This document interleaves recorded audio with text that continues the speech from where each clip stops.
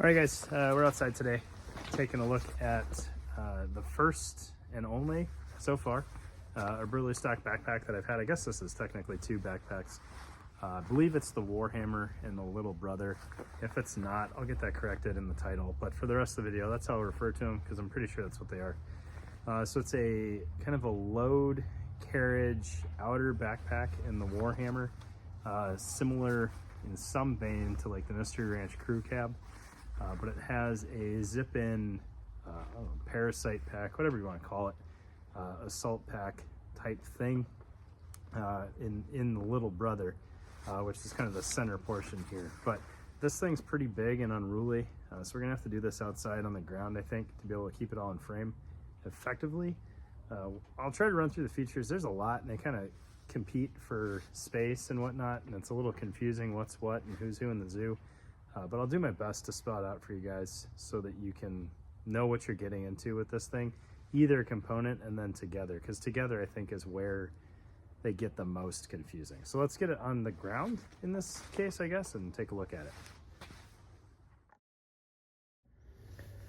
All right, so I haven't filmed it outside in a long time. If the volume's crap on this, I apologize. Hopefully you can crank it and get it loud enough. I don't know, used to have problems with it in the past. So Eberlestock, Warhammer, and little brother, as far as I know, is what we're looking at here. It's a fairly good size pack. It is a external kind of framed pack. It doesn't use a Molly frame or an Alice frame or anything, I think, shared with anything else, but it does have an external frame that you can more or less conceal with the rest of the bag. Like you can see, it's not external on the back portion here, but you can get access to it on the bottom if you need to, and I'll show you that as best as I can. While we're on the back here, like I said in the intro, I've never had any experience with the Eberlestock bags before. I've heard mixed reviews on how they carry, but it seems comfortable enough. You've got a nice chunky lumbar pad there with some good structured pathways for ventilation in the back. A lot of adjustment on torso length there, and then you do have load lifters up top that as you increase the torso length, those are going to provide less and less utility. As you kind of compress your torso length, they have more ability to torque that backpack into your shoulders there. The outer faces of the waist strap have Molly, a little bit out of spec in certain places, but it's there and it's probably going to do its job well enough, as you're probably only going to put utility pouch, like a 4-column at the biggest, and maybe a single column pouch there as well. I do believe that the belt is removable. Yep, it velcros in there, so if you're trying to rock this with some belt kit or something like that, you could drop the torso length down, ditch the belt, and have it ride on top of your butt pack, if you will, and probably do okay there. All right, looking at the bottom of this thing, because it gets a little weird here, you've got this zippered access to the frame. I'm not entirely sure why that needs to be set up that way and why you want access to the frame outside of potentially lashing things to it, but you do have that option available to you if you want to. It's a little interesting that it's done with a zipper instead of just a buckled flap or something like that, but you do have some webbing on that bottom face and then some webbing on kind of this beaver tail that starts coming around the bottom up towards the top. All right, then as we kind of open this thing up, you've got your two vertical compression straps there that tie into this beaver tail-ish thing, and then your lid here. This lid does have a pocket in it, or a pass-through, I should say. Could be considered a pocket depending on how you've got this thing set up, but it's a pass-through to the top of the little brother there, and you've got a pretty hardy webbing footprint there for any of your mounting needs on top of this thing. Claymore type pocket would fit on there just fine.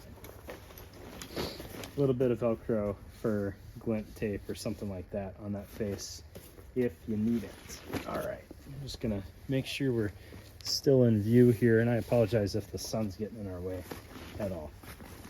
All right, so that's the top and bottom compression out of the way. Then we've got horizontal compression here. These straps, if I remember right, are organic to the Warhammer. So that exposes the front face of the little brother and then kind of the wings of the Warhammer. So if we unzip these side zippers here, that frees up the little brother to pop out. So it's just zipped in there and it has its own full harness. So we'll get that out of the way for right now and finish off talking about the Warhammer.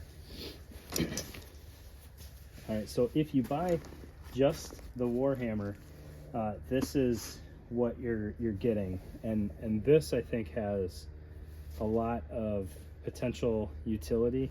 I'm not completely sold on the paired package between the little brother and the Warhammer.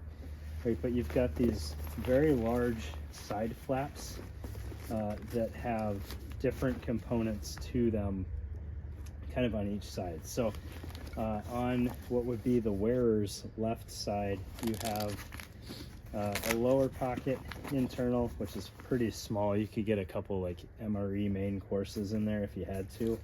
And then you have kind of this, almost looks like a hydration sleeve here with some webbing on the face running vertically. So you can, I don't know necessarily why you would want to mount things sideways on there, but you could. That has a lot of volume in it. You probably get, I don't know, 6 blocks of C4 in there. Might be a little off on that, but 4 would be a really safe bet. And then just a Velcro lid on that, Velcro lid down here. And then on the outer face, you have kind of some layered pockets here. So these outer pockets have their own compression straps to them. And then on what would be the outward face, or I guess sideways face, if you wanted to call it that, you've got a sleeve pocket with a little bit of MOLLE attachment points on the face. Then you have a side entrance. This is where the compression straps go through. So if you needed to retain something a little bit tubular or small and thin and long, you could retain it inside this pocket with those compression straps. Otherwise, you just have this thing's probably a 10 or 12 liter side pocket. It's pretty hardy with dual zips on it. And then the top zipper here also enters into that side pocket. So you've got 2 ways of getting in there with a small zip mesh pocket in the top of the lid, which you can only access from inside the lid. Right. And then you also have a small tie-down point at the top of this thing. And this thing has features hidden all over it, but I don't think I missed any more there. You can see on the sides here where the compression straps feed in. So if you didn't want those run through the side pockets, you can run them external and compress everything all at once. On the other side here, the internal setup is the same, I'm sorry. With the same mirrored internal pockets there with the kind of goofy vertical webbing. And then the outer face is again the same setup there as well. If you want to zip this up on whatever you've got mounted in here, you can. If I can get the zipper to work here.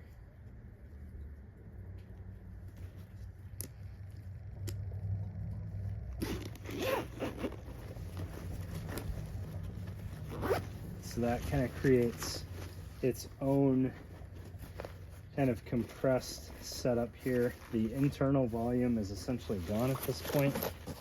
Everything kind of buckles up nice and snug on there. So short of running a long gun in there, or a tripod, you don't really have much room for anything except for maybe some flat mounted pouches on that internal webbing. Right. You can then close this up over top of it and kind of police everything up. So that's kind of just the Warhammer by itself.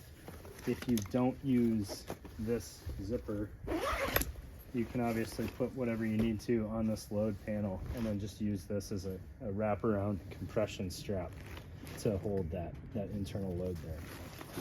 All right, so we'll get the Warhammer out of the way there, and we'll talk about the little brother pretty briefly.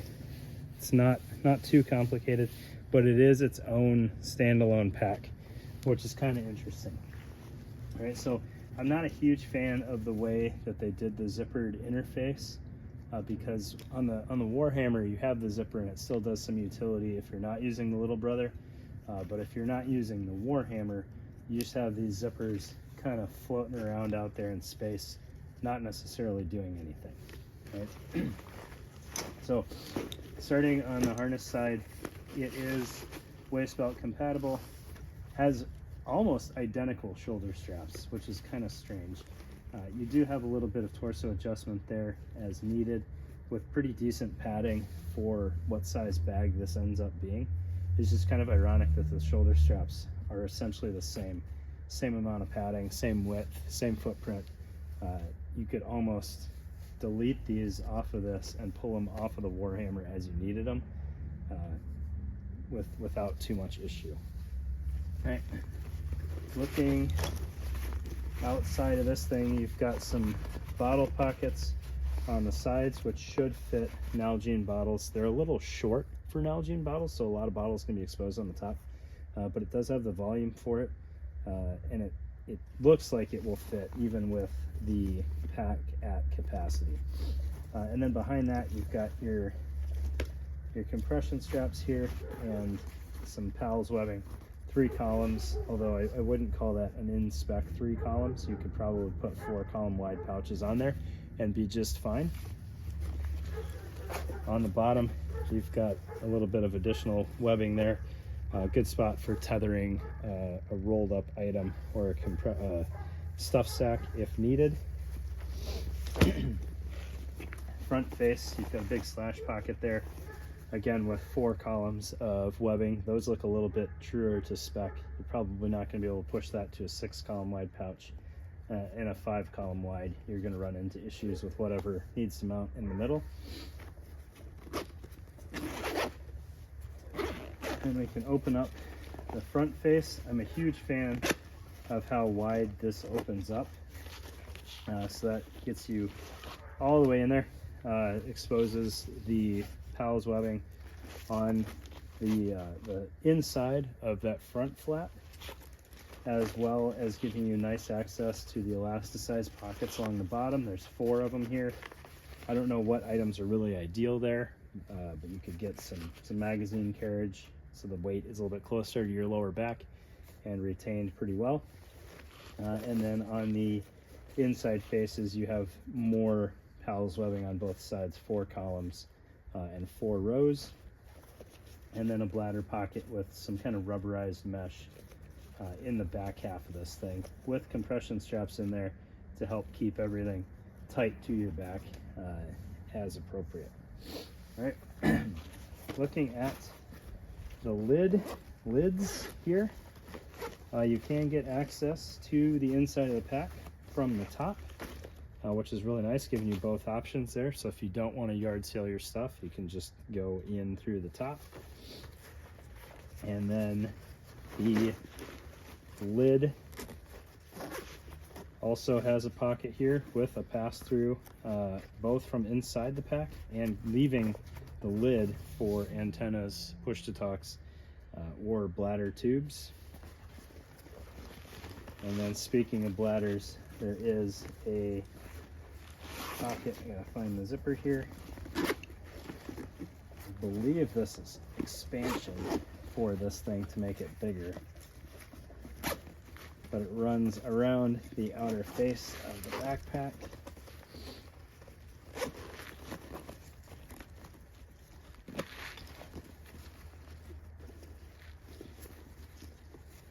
These are good quality zippers, but they're not the smoothest in some of these spots.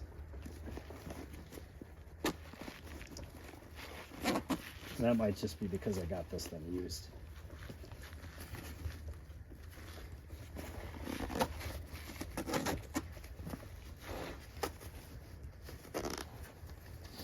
So that exposes a pass-through pocket separate from the internal portion of the bag all the way through the bottom, coming out down here, so you could run a long gun or whatever else you needed to.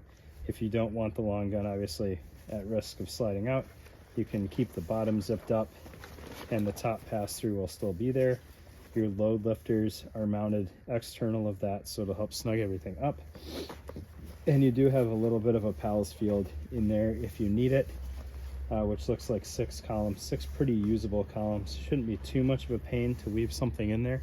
And then the sides are done with the pack cloth here. So nice ability to add a couple inches of depth to the pack for storing a long gun, and not just having a sleeve that ends up eating into your internal space there. So I think I'm actually more of a fan of the Little Brother just as a standalone bag than I am the total package with the Warhammer. It's just really heavy with everything in there together, with 2 full suspension sets, the external frame.